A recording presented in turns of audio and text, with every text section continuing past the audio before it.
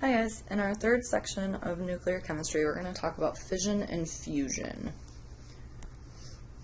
So, back when we talked about the alpha, beta, and gamma decay, we talked about transmutation, so something mutating into something else. Remember that this can change the type of atom, so protons are released in some way, shape, or form, either by helium or by our beta decay, and because of that it changes from one element to another. Today we're going to still talk about changing from one element to another, so still transmutation, but this time it's going to happen by bombarding it with different particles. And there's two things that can happen, fission and fusion. So let's talk about fission first. Fission occurs when a nucleus is split into smaller pieces. So it starts with one thing and it gets broken up into tinier things. This process begins by clouding a nucleus with particles such as neutrons. So most of the time it's just a neutron, so something else gets added to the nucleus. It becomes very, very, very unstable because it has that thing added to the nucleus, and then it decays. And when this happens, it causes a chain reaction, kind of like dominoes. Once you hit one down, they all start going. This chain reaction happens when particles emitted from the initial reaction hit other things, and it just keeps on going. So here's a nice little example. Let's say we have a neutron, and it collides with uranium-235. This turns it into uranium-236. So still uranium, we didn't change the actual atom here, we just added something to the nucleus. This is very, very unstable, so it needs to decay. So it decays into two different things. It's going to decay into krypton and into barium. And then it decays into three other neutrons. So if you add up all of your masses, 91, 111, and 142, you end up with this 236, so mass isn't created or destroyed.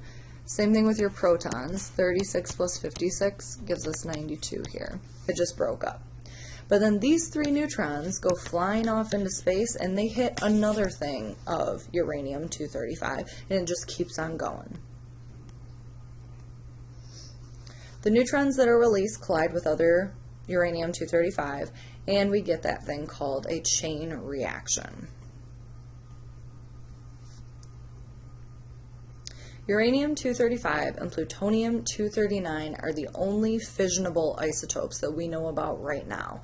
There could be other ones that we haven't really discovered yet, but this is what we use to create energy, which we'll talk about later. Because these reactions release a large amount of energy, we have learned to harness it, and this is the heart of a nuclear power plant, is fission reactions, and then that chain reaction that keeps it going once we've started it. So here's your other one, fusion. Fusion occurs when nuclei combine or fuse together to produce a new nucleus of greater mass. So in this one, you take two smaller things, you put them together, and you get something bigger. So fission and fusion are kind of like opposites. This happens on our sun and on every other sun. So let's say we have four hydrogen. They can turn into a helium. So we used 2 of the protons here and 4 of the neutrons. And then it decays into a beta decay and releases a bunch of energy here. So it shoots those electrons off like we talked about in beta decay, and the tons of energy is what's used to power the sun.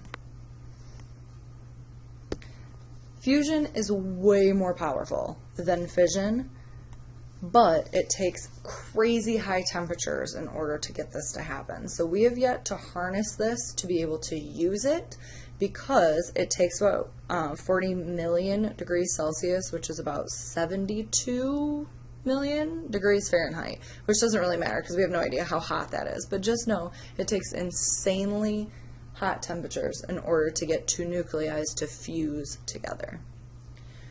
So that's it. You should know the difference between fission and fusion, and we're going to do some problems in class that model this. Hope you had a great weekend. See you tomorrow.